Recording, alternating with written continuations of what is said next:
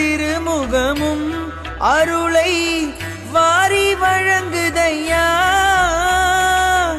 ஆறு திருமுகமும் உன்னருளை வாரி வழங்குதையா.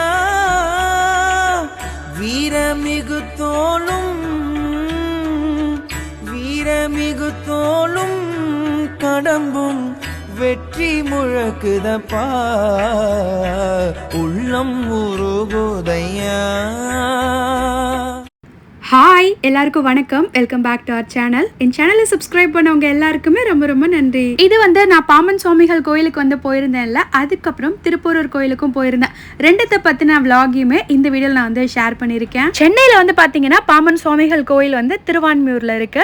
பாமன் சுவாமிகளுக்கு ஒரு அற்புதமான வரலாறு இருக்கு. அதை இந்த வீடியோவில் உங்ககிட்ட ஷேர் பண்ணிக்கணும் அப்படின்னு நினச்சேன்.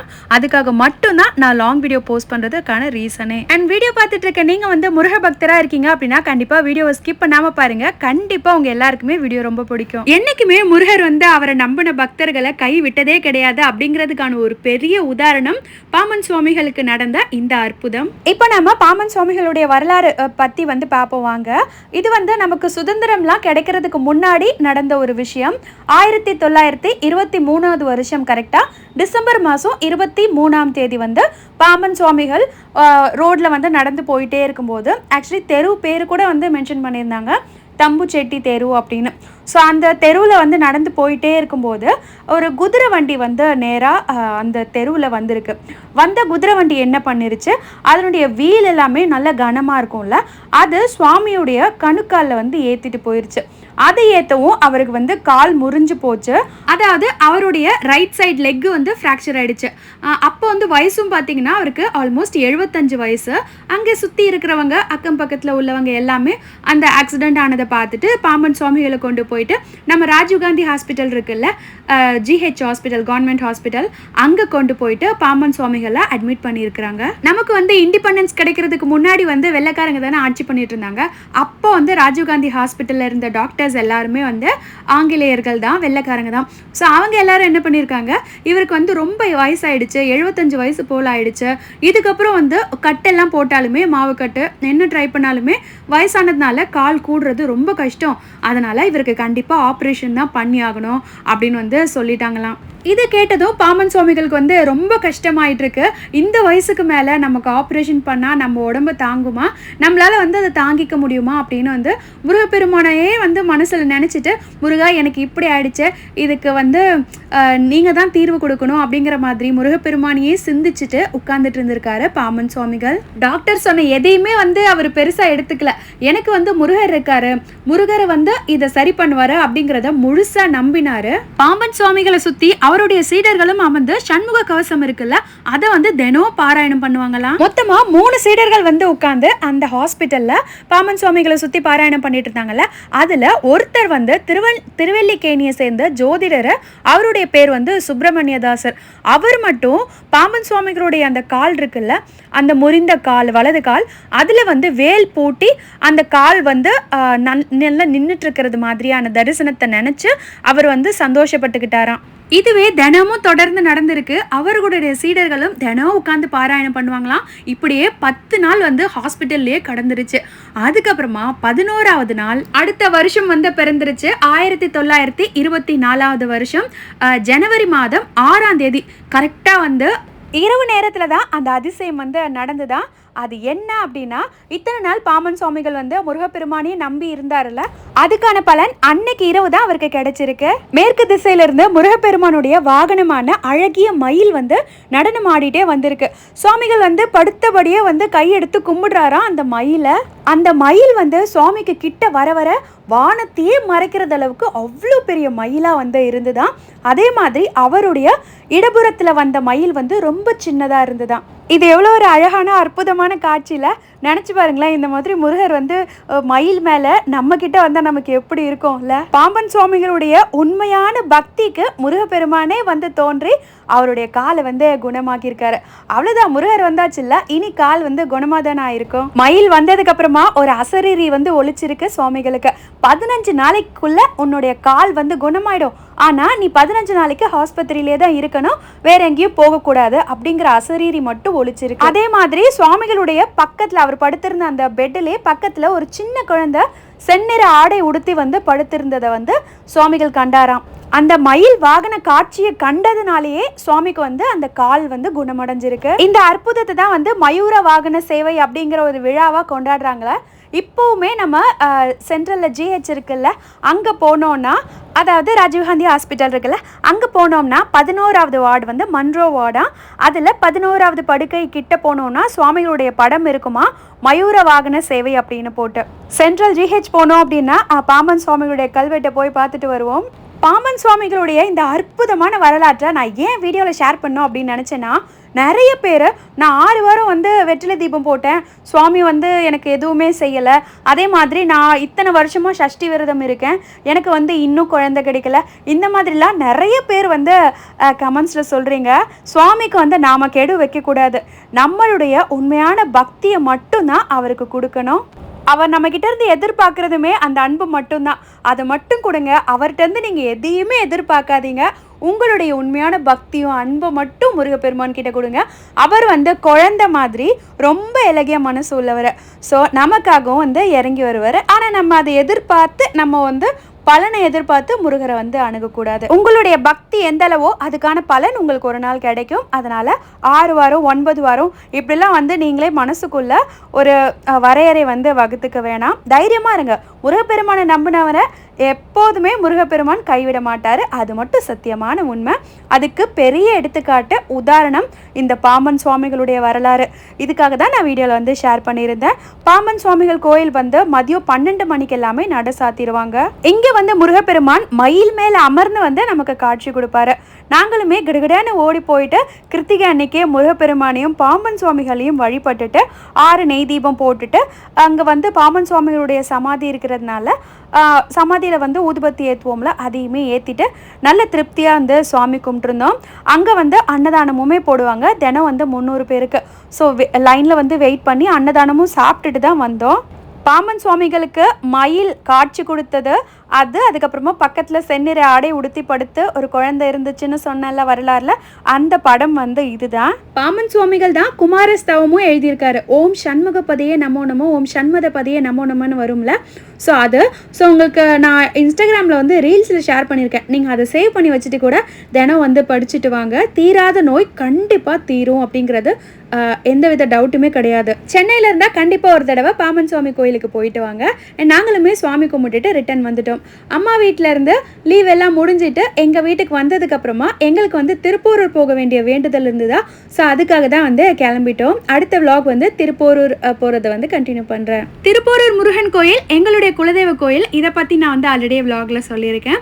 நாங்கள் வந்து குலதெய்வ கோயிலில் தான் வேண்டுதல் வச்சுருந்தோம். ஸோ அதனால் ஃபேமிலியாக கிளம்பி சண்டே போல் ஈவினிங் ஒரு 3 மணிக்கு எல்லாமே கிளம்பி போயிட்டோம்.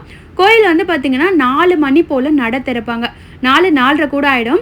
ஸோ நாங்கள் வந்து 3 மணிக்கெல்லாம் கிளம்பிட்டோம். இங்கேருந்து எங்கள் வீட்டிலேருந்து திருப்போரூர் போகிறதுக்கு 40 நிமிஷம் ஆகும். மூலவர் வந்து பார்த்திங்கன்னா ரொம்ப எளிமையாக இருப்பார். அவருக்கு வந்து ரொம்ப பெரிய அலங்காரம்லாம் எதுவுமே இருக்காது, ஏன்னா அபிஷேகமே பண்ண மாட்டாங்க. அவர் வந்து சுயம்பு மூர்த்தி அப்படிங்கிறதுனால நெத்தியில் பட்டு மட்டும் நல்ல பிரதிபலிப்பாக இருக்கும். சுவாமியை வந்து நம்ம பார்க்கும்போது அந்த விளக்கு ஒளியில் பார்க்கும்போது வேண்டுதல் வச்சுருந்தது வந்து மாமாக்கும் ஹஸ்பண்டுக்கும் 2 பேருக்கும் வந்து மொட்டை அடிக்கணும் அப்படிங்கிறதுக்காக. ஏன்னா லாஸ்ட் இயர் வந்து நிறைய பிரச்சனைகள் கஷ்டம் வந்து ஃபேஸ் பண்ணியிருந்தோம். பொங்கல் டைமில் கரெக்டாக வந்து ஹஸ்பண்டுக்கு கை வந்து ஃப்ராக்சர் ஆச்சு, லிட்டில் ஃபிங்கர் ரைட் ஹேண்ட் அதுவுமே. ஸோ அதே மாதிரி இன்னொரு ஒரு 1 மந்த் கேப்லேயே திரும்ப அகைன் வந்து அதே கையே வந்து ஃப்ராக்சர் ஆகிடுச்சா. ஸோ இப்படியே தான் வந்து ஒரு 6 மந்த்ஸ்க்கு போயிட்டு இருந்தது. அதுக்கப்புறமா லாஸ்ட் இயர் ரெண்டில் கரெக்டாக வந்து நான் திருச்செந்தூர் போயிருந்த விலாகில் வந்து ஷேர் பண்ணியிருந்திருப்பேன். மாமாவுக்கு வந்து சடனாக ஹார்ட் அட்டாக் வந்தது அப்படின்னா. ஸோ லாஸ்ட் இயர் வந்து நிறைய ப்ராப்ளம்ஸ் வந்து கோ த்ரூ பண்ணியிருந்தோம். இது மட்டும் இல்லாமல் இதை தவிர்த்து இன்னும் கூட. ஸோ நிறைய பர்சனல் இஷ்யூஸ் எல்லாம் இருந்தது. அதனால மோஸ்ட்லி வந்து ஏதாவது ஒரு வேண்டுதல் வைக்கிறோம் அப்படின்னா ஃபஸ்ட்டு வந்து நம்ம குலதெய்வத்துக்கு தானே வைப்போம். நாங்கள் வந்து திருப்பூரூரில் மொட்டை அடிக்கலாம் அப்படின்னு ஹஸ்பண்டுக்கும் மாமாவுக்கும் வந்து பிரார்த்தனை பண்ணியிருந்தோம். தம்பி மட்டும் மிஸ்ஸிங். அவங்க வந்து வேலை இருக்கிறதுனால ஆஃபீஸ் போயிருந்தாங்க. நாங்கள் 4 பேர் மட்டுமே கிளம்பி போயிருந்தோம். குலதெய்வ கோயிலுக்கு வந்து அடிக்கடி போயிட்டு வர்றது ரொம்ப நல்லது. முடிஞ்ச வரைக்கும் மாதத்துக்கு ஒரு தடவை போகணும், இல்லைனா 6 மாதத்துக்கு ஒரு தடவையாவது வந்து கண்டிப்பாக போகணும் அப்படின்னு சொல்லுவாங்க. நான் வந்து ப்ரெக்னன்சி டைமில் கூட அடிக்கடி வந்து திருப்பூரூர் போனது உண்டு. அப்படிதான் என்னோட டெலிவரிக்கு வந்து அட்மிட் ஆகிறதுக்கு ஒரு 1 வீக் முன்னாடி கூட நான் திருப்பூரூர் வந்திருந்தேன். அப்போது எனக்கு தெரியாது நமக்கு வந்து டெலிவரி ஆக போகுது அப்படின்னு. பிகாஸ் டேட் வந்து அப்போ கிடையாது.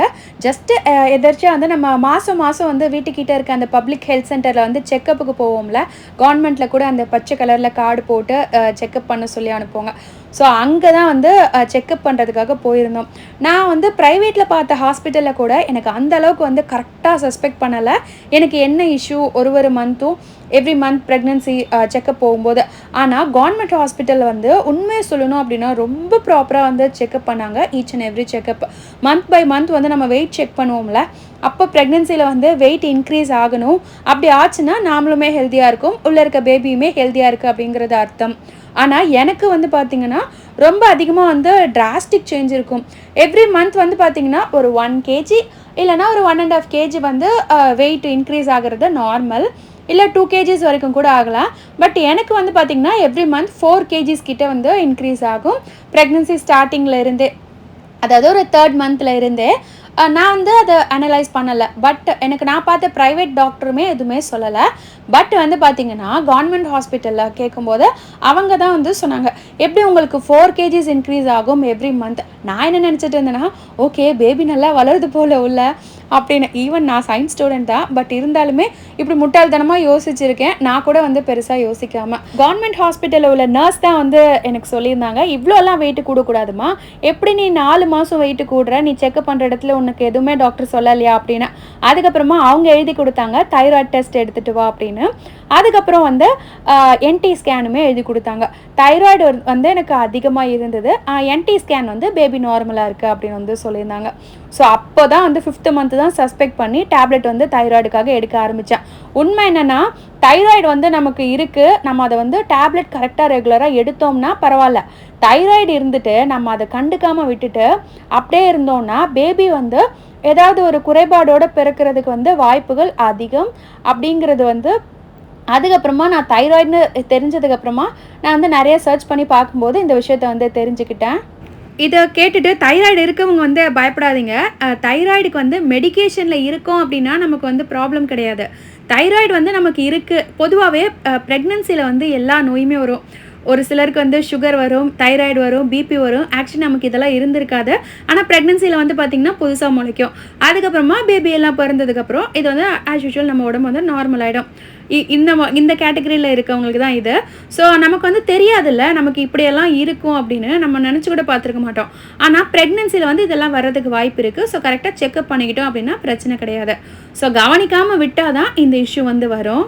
தைராய்டு அதிகமாக இருக்குன்னு சொன்னதுக்கப்புறமா நான் போயிட்டு ப்ரைவேட் டாக்டர் கன்சல்ட் பண்ணுறேன். அவங்க லெத்தாஜிக்காக கூலாக சொல்கிறாங்க, அப்படியா தைராய்டு இருக்கா அப்படின்ட்டு. அதுக்கப்புறமா நான் தைராய்டு டெஸ்ட் பண்ண அந்த பிளட் ரிப்போர்ட்டை வாங்கி பார்த்துட்டு எனக்கு வந்து மெடிசன் எழுதி கொடுத்தாங்க. 25 mg மட்டும் போட்டால் போதும் அப்படின்னு வந்து எழுதி கொடுத்தாங்க. அண்ட் அதுக்கப்புறமா டெலிவரிக்கு அப்புறம் ஒன்ஸ் வந்து நீங்கள் தைராய்டு செக் பண்ணுங்கள்.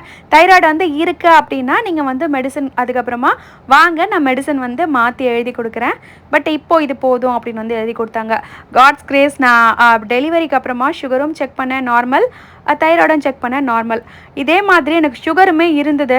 சுகர் வந்து நம்ம கவனிக்காமல் விட்டோம் அப்படின்னா ஸ்டமக்கில் வந்து பேபிக்கு வந்து ஹார்ட் பீட் நின்றுடும் அப்படிங்கிற மாதிரிலாம் வந்து பயமாக இருந்தது. மேபி நான் டெலிவரிக்கு எதுக்காக இந்த கதையை வந்து இப்போ சொல்கிறேன் அப்படின்னா, மேபி நான் டெலிவரிக்கு போகிறதுக்கு முன்னாடி போயிட்டு திருப்பூரூரில் முருகனை தரிசனம் பண்ணிவிட்டு அதுக்கப்புறமா எனக்கு வந்து டெலிவரி ஆனதுனால முருகர் வந்து இந்த எல்லா பிரச்சனையிலேருந்தும் என்னை சேவ் பண்ணியிருக்காரு அப்படிங்கிறத வந்து நான் உணர்றேன். நானும் பாப்பாவும் வந்து நல்லா இருக்கோம் அப்படின்னா அதுக்கு காரணம் வந்து என் முருகர் தான். கோயிலுக்கு வந்து கரெக்டாக 4:30 மணி போல் போய் ரீச் ஆகிருந்தோம். கோயிலுக்கு போகும்போது கரெக்டாக நட திறந்துருந்தது. அப்போ தான் வந்து பூஜை எல்லாம் பண்ண ஆரம்பிச்சிருந்தாங்க. அதுக்குள்ளே நாங்கள் போயிட்டு மொட்டை அடிச்சுட்டு கோயில் குளத்தில் வந்து ஒரு குளிகளை போட்டுட்டு நாங்கள் எல்லாருமே கோயில் குளத்தில் தலையில் தண்ணி தெளித்து கால் நினச்சிட்டு அப்படியே கோயிலுக்குள்ளே போனோம். சண்டேனா பொதுவாகவே எல்லா கோயிலுமே கூட்டமாக தான் இருக்கும். பிகாஸ் எல்லாருக்குமே லீவுங்கிறதுனால கோயிலுக்கு வருவாங்க. ஆனால் நாங்கள் வந்து கோயில் திறந்த உடனே போனதுனால கொஞ்சம் வந்து காலியாக தான் இருந்தது. நாங்கள் போயிட்டு சுவாமியெல்லாம் கும்பிட்டுட்டு வெளியே வரும்போது பார்த்தா கோயில் வந்து நல்ல கூட்டமாக இருந்தது. பெருமான அங்கவஸ்திரம்லாம் சாத்தி ரொம்ப ஜம்முன்னு அழகாக இருந்தார். கண்குளிர ஐயனை வந்து தரிசனம் பண்ணிட்டு கோயிலேருந்து ரிட்டன் வந்துட்டோம். திருப்பூரூர் கோயிலில் வந்து இந்த உற்சவர்கிட்ட தான் எங்களுக்கு வந்து கல்யாணம் ஆச்சா. ஒவ்வொரு வாட்டி கோயிலுக்கு போகும்போது உற்சவர்கிட்ட மூலவர் கும்பிட்டுட்டு பின்னாடி வந்து உற்சவர் இருப்பார். அவரை போய் கும்பிடும்போதெல்லாம் எங்களோட கல்யாணம் ஆனது தான் வந்து எங்களுக்கு ஞாபகத்துக்கு வரும். அவ்வளோதான். பாப்பாவுக்கு வந்து லீவ் எல்லாமே முடிய போகுது. சண்டேவோட அடுத்த நாள் மண்டேலேருந்து அவள் வந்து ஸ்கூலுக்கு போகணும். இதுக்கப்புறம் இந்த மாதிரி ஜாலியாக கோயிலுக்கெல்லாம் போக முடியுமா அப்படின்னு தெரியல. பட் நிறுத்த மாட்டேன். அப்பப்போ எனக்கு டைம் கிடைக்கும் போது இல்லைனா நானே எனக்கு வந்து டைம் உருவாக்கிட்டு கண்டிப்பாக வந்து கோயிலுக்கு போயிட்டே தான் இருப்பேன், முருகர் கோயிலுக்கு. அண்ட் நிறைய பேர் திருப்பூரூர் பஸ் ரூட்டை பற்றி கேட்டுட்டு கோயிலுக்கு வந்து போயிட்டு வந்தேன் அப்படின்னு வந்து சொல்லியிருந்தீங்க. ரொம்ப சந்தோஷம் எனக்கு. திருப்பூரூருக்கு போகாதவங்க கண்டிப்பாக வந்து ஒரு வாட்டி திருப்பூரூர் கோயிலுக்கு போயிட்டு வாங்க. ரொம்ப பாசிட்டிவாக இருக்கும். கோயிலுமே அவ்வளோ அழகாக நல்ல பெரிய கோயில், சூப்பராக இருக்கும். கண்டிப்பாக வந்து போயிட்டு வந்துட்டு சொல்லுங்கள். நாங்களுமே வீட்டுக்கு வந்து ரிட்டன் கிளம்பிட்டோம். இந்த வீடியோ உங்கள் எல்லாருக்கும் பிடிச்சிருக்கோம் அப்படின்னு நம்புகிறேன். பாம்பன் சுவாமிகளுடைய அந்த வரலாறுமே இன்ட்ரெஸ்ட்டாக இருக்கும் அப்படின்னு நம்புகிறேன். வீடியோ பிடிச்சிருந்தா லைக் பண்ணிக்கோங்க. நீங்கள் நம்ம சேனலில் புதுசாக பார்க்குறீங்கன்னா ப்ளீஸ் சப்ஸ்கிரைப் பண்ணிக்கோங்க. இன்னும் ஒரு இன்ட்ரெஸ்டிங்கான வீடியோவில் பார்க்கலாம். அது வரைக்கும் பாய்.